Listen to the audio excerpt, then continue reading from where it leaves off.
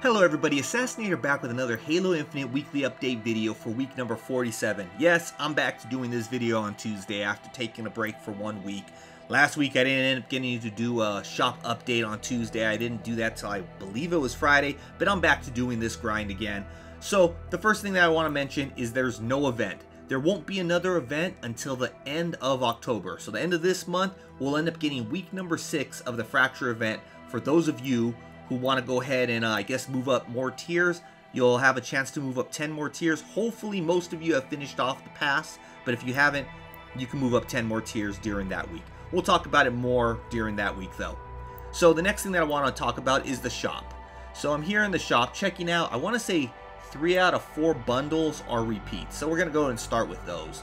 So the first one we're going to talk about is this one here, which is a armor effect. Now I'm a fan of the armor effects. This one overall is cool. I won't use it. I don't want to buy it for 11 bucks. But overall, I do like the effect. It's very clean looking. I have seen people running around with it with some pretty good get-up overall that get complemented with this, I guess, flower effect. But again, for the price, I'm not going to pay for it. What's my character look like there? Nah. Again, I'll pass. If it was like 3 bucks, I'd probably buy it just because I've purchased every other effect. Moving on to the pose that you get. I call this one the Vanna White. But again, not my style. Then we'll move on to the armor coating, which overall is a clean looking armor coating. But if I had to choose between this one and the gold one, I'm going to choose the gold one all day. Which, come on, who's not going to choose gold over bronze? Then moving on to the 4-piece nameplate emblem bundle. Now, there's 7 items in this bundle. You're going to see this 7-item trend for a couple of other bundles that they have going on. But of course, in every one of them, 4 pieces is nameplate emblem. So, let's go and check out the next one. So the next one, again, I believe this one is a repeat item. I believe I've seen this one before. The coating overall looks pretty cool. It's everything, or at least the first 3 items, are for the Rakshasa armor core. Trying to say that correctly. But obviously the visor is cross-core, so there's the visor. And then you get this chest piece. Again, this thing looks, I don't know. It doesn't look like it belongs on the chest. It's missing a, is that a shotgun shell? Trying to see if, yep. Those look like shotgun shells right there, so it's missing one. It must have fell out. Maybe that's the reason why it's only 6 bucks. But, and then of course, you get the nameplate emblem bundle. 4 pieces right there. Moving on to the next, we get Ghostly Pride. A stance that I don't really care for, but still looks cool. But I do like this ghostly or smoky ghost armor core right here. Looks really cool. I would purchase it if it was standalone for like 3 bucks. It is very clean looking, and I know someday, I hope someday, fingers are crossed that someday, we do get cross-core armor coatings. I just don't know what armor I would really use this with to actually justify spending 7 bucks right now. Especially because there'll probably be better looking armor coatings in the future. And then you get the purple visor. And then again, the nameplate emblem bundle. 4 pieces here. All for 7 bucks. Not a bad bundle at 7 bucks.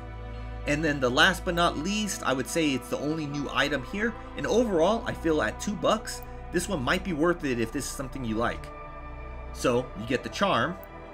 So the charm alone, I would say, is probably worth about 2 bucks. If this is something that you like. I think overall, it looks really cool. It's just not my style.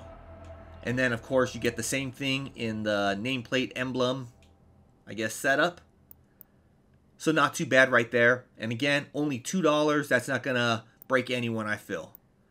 But with that out of the way, we're going to go ahead and move over to the ultimate item for the week.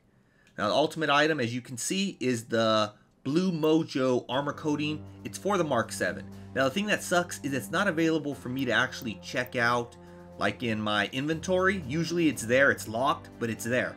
For the last few weeks, 343 has not included that in there, so we're going to have to check it out here. This is going to be where you get a look at what it's like on a Mark 7. So, not too bad, and because, again, I'm hoping someday in the future there's going to be cross-core, I'm going to go ahead and grind away to get this coating. Coatings, visors, and I guess attachments will be the only items I'm actually going for. I don't really care for, obviously, nameplates or emblems, and I don't care for charms. most charms. There are going to be a couple charms I do actually grind away for, but they're only going to be if I actually am going to use them on my weapon. But with that out of the way, I want to let you go ahead and know about what the ultimate challenge is going to be. So what you basically need to do is earn a killing spree medal in a PvP match. So you have to basically get 5 kills in a row without dying in a match one time for challenge number 21, and boom, you'll end up unlocking this. Obviously the grind is finishing off the 20 challenges before then. Next up we have the poll. Now I've had the poll for about 4 days out there, and it looks like 471 people had voted on how do they play Halo Infinite. So at 0%, it is people playing on an Xbox but with mouse and keyboard. So it doesn't look like anyone plays on an Xbox with mouse and keyboard, which I believe you can. I know it's not obviously traditional, it's not optimal, but I think it is an option. I believe I've seen a couple people actually do it, but obviously they must have not voted on here. Then we move on to what is at 10%, which is people playing on a PC with a controller.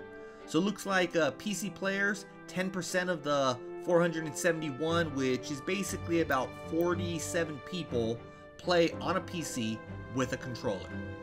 Then at 12%, barely 2% above the people playing on a PC with a controller, is people playing on a PC, but this time with a mouse and keyboard. And you would think that most people on a PC would probably be playing with a mouse and keyboard, but from I guess the way I'm getting from the community, mouse and keyboard is I guess there's no advantages to it. I would think that they'd be more precise with those headshots and everything else like that, but doesn't seem like it is like that, or at least currently like that in Halo Infinite, because only 56 of the 471 people have voted that they play on PC with a mouse and keyboard. And then the overwhelming amount play on Xbox with a controller. So this kind of goes with, I guess, people saying that there's not very many people playing on Steam. Well, not very many people play on their PC, which is basically where you would be playing on Steam. Most people play on an Xbox, and so 77% of people, which is 368 people out of the 471, play on an Xbox with a controller. And this is probably because controller players get aim assist. Let me know in the comments below if you feel it's a different reason. But the good thing I did hear was Toshi did say that they are going to be, I guess, revamping the mouse and keyboard so that it'll be more optimal to play with. Because I guess there's a lot of, I guess, pro players that rather play with the mouse and keyboard because that's usually how they play most FPS games.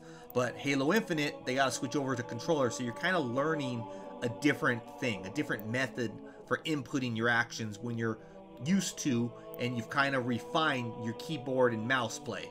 So kind of a good thing for you mouse and keyboard people. Also let me know, will you be switching over to mouse and keyboard if they revamp it?